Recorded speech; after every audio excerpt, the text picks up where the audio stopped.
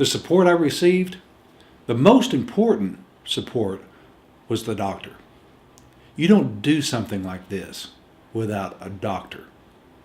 That was the most important part.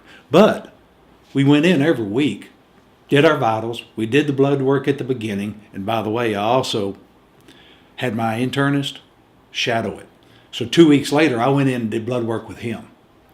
And I'm just kind of that way. I always got a plan B.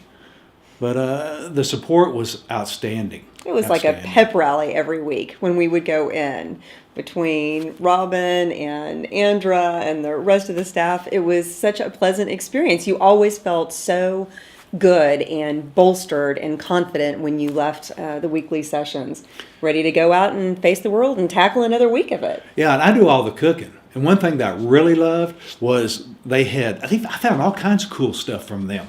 They had a salad dressing that had zero everything.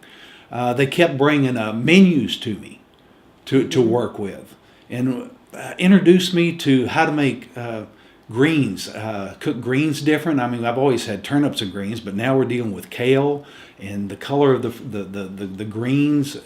Just the cooking end of it was the fun part.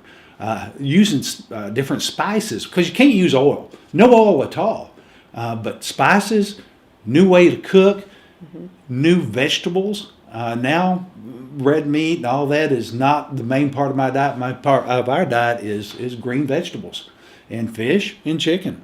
So it's an introduction of how will we support it? 100%. And I think that's the key, because that's what's going to take us, once we leave the diet, that's what's going to take us through the rest of our lives, is Amen. training us how to eat differently.